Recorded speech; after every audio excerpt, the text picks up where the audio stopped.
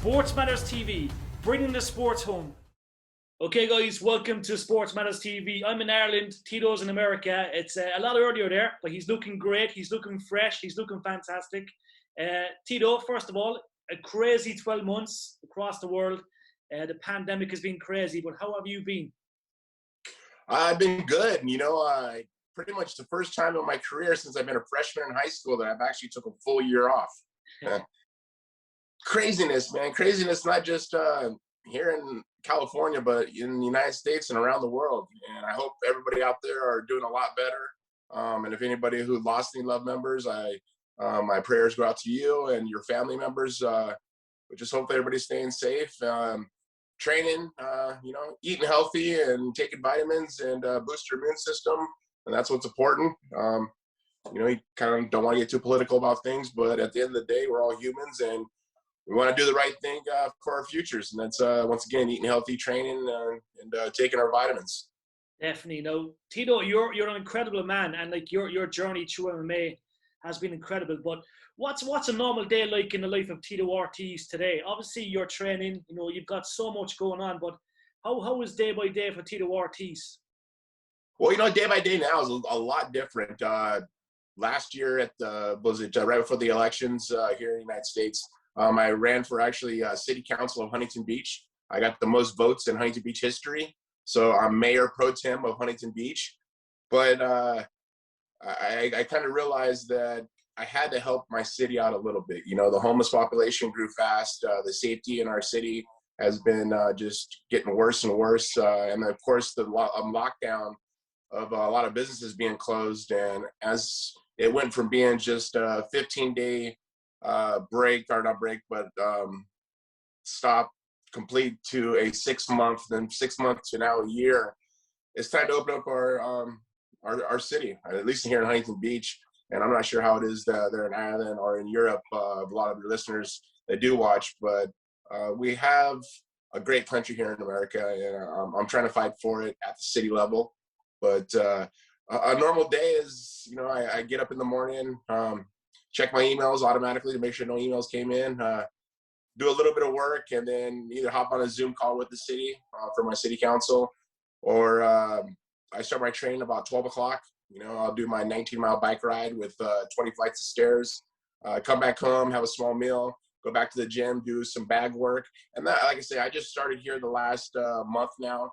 I really just kind of got my 2-a-days started.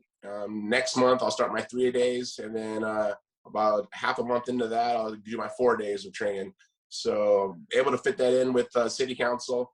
It's a little tough, but once again, it's juggling, many balls at one time and just trying to work hard. It is difficult. It is hard to have the motivation to do it, but once you get going, it feels good just to get those endorphins kicking. Even just doing the weight training or the bag work or the bike rides or running the stairs. It helps you just take away your mind from just the nonsense that's going on right now in our world. And I imagine you guys at home, everybody feels the same situation. But kicking those endorphins in your body is really, really important because you do get depressed by being home, not being in the sun. Vitamin D is a huge source to our body to just keep healthy and boost our immune system. So, a lot of things I do is almost to a normalcy of life because I'm lucky I live in a conservative city of Huntington Beach. But we had a little hard time in the beginning, and they try to push back a little bit more. But the lucky freedoms that we have here in America, we're able to push back. And I'm a conservative person. I'm not really a politician, but once again, I just try to fight for my city, and that's important to me. Now, I have to say, Tito, because I'm a huge fan, the political side of things, I think you're the right man to get stuff done because, you know what I mean? You've been a fighter all your life, and if there's anyone that can sort something or arrange something or have something done, it's Tito Ortiz. So, like, what kind of goals do you have on that side? I've seen tweets, Tito for president, Tito for mayor. Is that something you'd like to go down, or is it just, you're happy doing what you're doing right now? As far as president, no, no way. I couldn't do that. I'd love governor, I'm not credible for it yet. I got to make sure I understand the ins and outs of policies and the political agendas for a lot of people. At the end of the day, I'm just a patriot trying to fight for my city, trying to help the homeless, try to help the crime to stop, open up businesses. So right now is strictly the city. I'm not thinking anything beyond that. I'm not using this as a stepping stone. Right now, all I've ever cared about is just this city right now, because my children are here. I have 3 boys, and their future is my number one. So right now is just this level right now. I'm continue training, and I'll be fighting for, hopefully by summertime. We'll see about getting an opponent with Combate Americas. So I have started training. I will compete again this year, but right now I really haven't thought past this year. Once again, number one is the city, getting a fight, competing, making sure my bank account is stacked again. But at the end of the day, I think the Irish blood in me is what keeps me going, man. It's really, really good, where I have to put in the work, and I don't look for handouts. I really just try to make sure I work for what I have, and I'm thankful for what I have. Living here in Huntington Beach, I'm very fortunate, very, very fortunate. But a 23-year career, I don't think there's any other fighter can say who's been competing as long as I have at the level that I've been competing. But once again, you got those naysayers or the haters. They hate us because they ain't us, or even better, it's like they hate us because they want to be us. And I want them to be like us, and stop talking smack on people of what they can and can't do until you try it yourself. And I just work hard. Once again, I just try to work as hard as I possibly can, and whatever comes in the future. Right now, I'm really focused on my city, and I'm focused on my next fight. I love it. Now, Tito, I was going to ask you about the next fight, right? So obviously, you're still very much active. You look $1 million. What kind of goals do you have moving forward? Obviously, you're always going to chase titles and big fights. Now, there's always going to be big fights there for you, but you're obviously hoping to get a big fight this year, and pretty soon by the looks of it. Well, I heard Fyodor Emelianenko say he wanted to have his retirement fight. So I raised both my hands. Like, me, please. That'd be a great fight. I respect the man.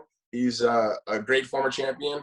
And I just think our fighting styles compare very, very challenging for both of us. Him being a big striker, me being a big wrestler. His submission game's good. My submission game's good. But I think that would be interesting. Him being a few years younger than me, but I've really taken care of my body. I've done the right things to prepare for a later career, I think. But once again, when I first started back in 1997, I never fought before. I never really trained besides wrestling. I knew how to street fight. Of course, all Irishes know how to fight, right? But it really came down to just putting in the hard work. And as I became a world champion, I was still an amateur. My first time I competed in the UFC, I never got paid.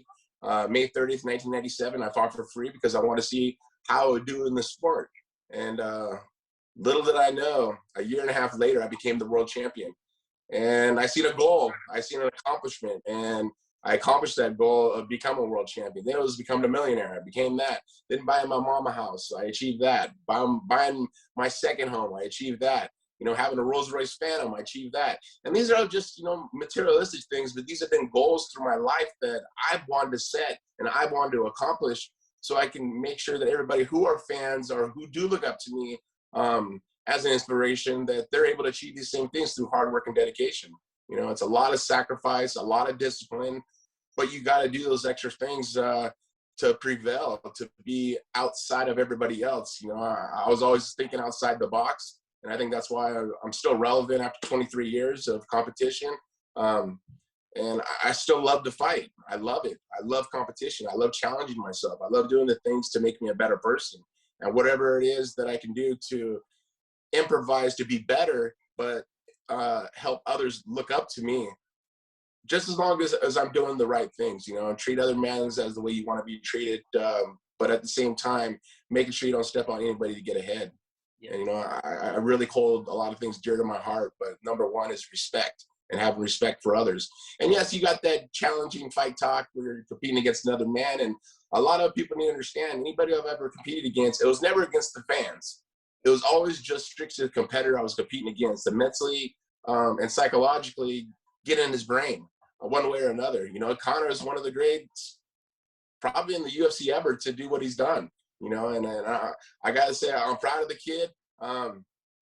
had probably some wrong people hanging around him at some points, but I think he's got out of that and he's humbled himself a little bit. So I would love to see him come back again. I'm a big fan of the guy. But once again, it's just all of us have challenges in life, and how we hold them, or how we show we can get through them is shows what type of men we truly are. Definitely. Like, Tito, we have to speak, obviously, like, you know, always the UFC days. Obviously, you were a good man to get into Ken Shamrock's head. We know that. You always had Ken wound up nicely. Light heavyweight champion UFC, you know, you had that belt for over 1,000 days, you know, incredible feat. You know what I mean? Hall of Fame, you've pretty much done it all. There was a fan question that came in earlier on today, right? And it was a question of a prime Tito Ortiz versus a prime Jon Jones. Tito, what would be the outcome? I think I would win by split decision. Agree. But Jon Jones is a beast. Don't get me wrong. I'm not talking down upon the man. He's probably one of the greatest light heavyweights to ever compete. But once again, I can't think down on myself and saying I couldn't compete against the guy, because I never had the chance. But once again, I'm always down for a challenge. I'm always willing to compete against anyone. But now that I think about it, I think Francis Ngannou would be a man I wouldn't want to fight. That guy is a vicious monster. And Jon Jones gets his opportunity that he wanted to fight him. So now he gets the opportunity. And, you know, Francis being 6'4" and 265 pounds of solid muscle, and the speed and endurance, and now he has takedown defense. Yeah. He's a dangerous man, a really, really dangerous man, because he's big and he hits hard and he can take a punch. So for the first time in my career, and I'll say this live on here with you, and I've never said it ever before, that is one man I'd be afraid of. And I'm not afraid of many men. And I think that's one guy I have to give respect to. He's put the work in. He's a hard-hitting guy. Now he has great takedown defense. And the clinic he put on Stipe was just like, wow. I mean, Stipe is a great champion. He's a great man, but he was a little bit outclassed. Well, it wasn't outclassed. I think it was outweighed. You know, Stipe came in at 237, I think, and Stipe came in at 264. That means he cut weight. That means he cut down. In fight time, he's probably about 275. So he's a big guy, fast guy, and he has speed. So he showed it, and now he's the world champ, and he accomplished his goals. He accomplished his dreams, and you got to be proud for that. Definitely. Tito, we have to speak, obviously, your great rivals. You've had so many great rivals over the years, you know, the likes of Ken Shamrock, Randy Couture, Chuck Liddell. It's probably hard to pick one, Tito, but would anyone stand out to you as, look, I enjoy that the most? Obviously, Shamrock is probably still wound up to this day. You know, you're always in Ken's head, but who do you enjoy kind of, you know, battling against most, if you could pick one? The best one, it had to be Ken Shamrock. It was great just because it wasn't manufactured. It wasn't something that the UFC said, oh, we got to do this and we got to do that. We hated each other. We disliked each other 1,000%. I didn't like him. He didn't like me. And then we had our own personal reasons behind that. But that was real. That was really, really real. But now we're acquaintance, you know, and now we talk. We do see each other in public. We're cool with each other. And, you know, it's one of those things. You kick each other's asses, or in my case, I kick his ass 3 times, and we'd be friends after that. And you know, I think second to that would be Forrest Griffin. Me and Forrest, we had some battles, and I thought I won 2 of the 3, but they gave him 2 of the 3, and it is what it is.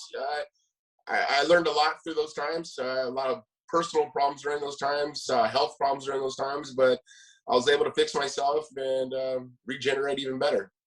Definitely. Now, Tito, fan question. We've got a lot of guys that are up-and-coming fighters. They're quite young, entering the gyms from the age of 7, 8, 9, 10 up. What's the best advice you can give them? Because we know how tough MMA is. You can't fake it. You know, you either get punched, you like it. You get punched, you don't like it. You stay, you walk away. But what advice can you give to all the up-and-coming fighters today? You know, I think a lot of it is repetition. Over and over and over again. Bag work, drilling, jiu-jitsu drilling, wrestling drilling, weight training. And I try to do weight training where you're lifting super heavy with light weight, or with super heavy weight, smaller reps, but longer reps for endurance. You're building muscle endurance because the rounds are so long, the 5-minute rounds. Of course, road work is something that I really applied myself to big time in the beginning of my career, through all the way up to about maybe 6 years, about 7 years ago, where I changed it. And I kind of followed the plan book of what the Diaz brothers do. So what they do is they do biking and running together. And I think it helps out a lot more. As I do now is I'll bike 8 miles to the pier. There's actually stairs there, and I'll run the stairs 30 times, and I'll hop on the bike, and I'll bike back. So it takes a lot of damage off my knees, my back, and my neck. So that helps out a lot. But once again, repetition, over and over, always keeping your mind open. Never be closed-minded saying this is the way we're doing it and this is all we're going to do, but always try to learn from other fighters. I think that's really, really important of watching. And that was something that I've always watched myself as being not just a world champion, but an amateur world champion and a fighter to this day, is watching other fights and picking up little small things. You know, watch Khabib of his ground and pound, of how he laces the legs and how he locks on the wrist. And my last fight against Alberto Del Rio, I used those same things, and all I did was box the whole season, that whole camp. I didn't really wrestle that much. But once again, it was the repetition of the camp before, because when I trained for the Chuck Liddell last fight, that's all we did was wrestle. That's all we did was takedown. That's all we did was grip strength and wrist grabs and lacing the heels. So these are the type of things that you got to watch for other fighters. If what works for them has been nonstop of perfect precision or perfect, how can we say, just perfect technique, it works well. It works really well. Like I said, Khabib has done an amazing job by his ground and pound. I have mad respect for it. I've always been a guy to throw down elbows, and when the guy turns his back because he doesn't want to get elbows, now I could wrist lock and smash a guy to the fence. And it's once again, it's repetition. For all the young fighters, repetition, over and over, so much where you dream about it. And you'll see during a fight that you'll do things that during the camp you're doing so much that literally the camp turns out in the fight. And for my last 5 fights, it's been like that. Love it, Tito. Now, we have a question from the Wrestle Slam team. They enjoyed you in TNA, back in Total Nonstop Action. Will we ever see you back on the wrestling screens? They were impressed. They liked you on the screens, you know, doing the whole wrestling thing. Is that something you could probably look at in the future? Maybe WWE, All Elite Wrestling. Would that interest you anywhere? Well, that's kind of funny you say that, because last year of February, right before this pandemic came about, I was actually at the WWE training facility, and I was there for 14 days, and I put in a lot of work, and I learned a lot of stuff in a quick amount of time. You know, I think we worked almost 13 days every day, and I was learning stuff that guys that have been there for 8-9 months were just learning. And the coach was like, man, you catch on really, really quick. And that's always been a commodity for me, that I've been able to learn quick. I've been a fast learner of everything I do, but I think it goes back to working hard. Working for TNA was a blessing in disguise, because I had an opportunity to sit down with Hulk Hogan and meet Hulk Hogan for who he truly is as a human being. And we had a lot of relationships, or a lot of things in common in life, that it was just like, it was meant to be that we're meant to meet. And a guy who I look up to hugely, Hogan, and I got an opportunity to meet him through TNA. But once again, I got an opportunity to train at the WWE training facility, and I loved it. I liked it. I thought it was great. I thought I would fit in perfect, but the pandemic came about, and everything got to a halt, stop, where there was no audience. And I understand, you know, I don't want to take someone else's job where they're trying to take care of their family, but I don't know, we'll see what happens in the future. You know, Shane McMahon gave me the opportunity, and I'm very thankful of it. And Triple H gave me the opportunity, which I'm very thankful of it. It was a great experience. It was something that, as a kid growing up, that's all I watched was WWF, which is WWE now. But as a kid, that's all I ever watched. And I got an opportunity to do it. And I was an MMA fighter because of professional wrestling. I was an amateur fighter or an amateur wrestler because of professional wrestling. And that was something I just, I know it seemed like it just would make the best sense to transition to something like that. But, you know, this pandemic that came about, it was just, it didn't work well for me, and it didn't work well for them, and it didn't come into fruition. And too bad. But we'll see what happens in the future. You left us on a cliffhanger, which I love. Tito, last question. I know you're busy. Can Conor McGregor make a comeback? Can he get back on top? Can he, you know, be champion again? And can he beat Dustin Poirier in the third fight if it happens? 100% he could come back again. I'm living proof of it. You know, I'm 46 years young. I feel great, but it's all in the mind. Everybody at home, not just Conor, everybody at home. Remember in your mind that what you say you can't do, you're not going to be able to do. If you have belief and you have self-fulfilling prophecies, if you know you can do it, you're going to do it. But it takes hard work. It takes discipline. It takes dedication. It takes the triple Ds, you know, discipline, dedication, and determination to make things happen. And if you don't do those 3 Ds, life's going to be a little harder for you. But Conor, I know he could be champion again. You know, age is just a number, but once again, it's just one of those things of how old you think you are and how much you think you can achieve. And I think Conor can be a world champion again, but you just got to put in the work. You got to just tone out all the noise that's around him and just focus on what's important to him. And I spoke to Conor after he fought Floyd Mayweather, and you know, I said, man, that was the first time I ever met him. I said, man, I respect what you're doing. He's like, wow, Tito Ortiz, holy shit. I was like, no, it's seriously. I go, at the end of the day, don't forget about 2 things, your family and your kids. I go, that's what's important. Because at the end of the day, that's what you have to go home to. And I know he loves his wife. I know he loves his kids. Having family is very, very important. And of course, having a country behind your back is not bad either, because Ireland loves them, man. But we all go through challenges in life, I think. And, you know, the big man upstairs, God, looks over us and he gives us challenges, and how we're going to perceive and how we're going to take them is a challenge. And there's a challenge to Conor. You know, how is he going to bounce back after the Poirier loss? But I really think that he can beat Poirier in a second match or third match. But it's just one of those things. It's a challenge. And it shows what type of character you are at the end of the day. If you have that champion mentality and you have a champion heart, you'll be a champion forever. Tito, it's an absolute pleasure, my friend. We'll touch base in a couple of more months. We wish you all the best throughout the year. You're an absolute legend, an icon. We see you back in Ireland at some stage in the near future. Stay safe, my man, and we're rooting for you as always. Awesome, man. Thank you so much. And yeah, maybe I come out to Ireland and do a seminar out there. I've never been in Ireland before, but I got Irish blood in me. I have probably, I believe it's 10%. So it's from my grandfather, but it keeps us the fighting Irish, right? We'll see you for a seminar. We know there's a lot of big gyms in Ireland that want you over. So look, we'll see you when it does happen, and we're looking forward to meeting you in person. Tito, you're a legend. Thank you very much for your time, and stay safe. Cheers, man. Thank you very much. And of course, to all the viewers, you guys go to punishment.com, pick up your some gear. It's my swag since 1999. Check it out, support, and I appreciate it. God bless everyone, and hope you guys have a great day. Love it. We'll have all the links on the page as well, Tito, so thank you very much. You're a gent. Right on, man. Cheers. Have a great day.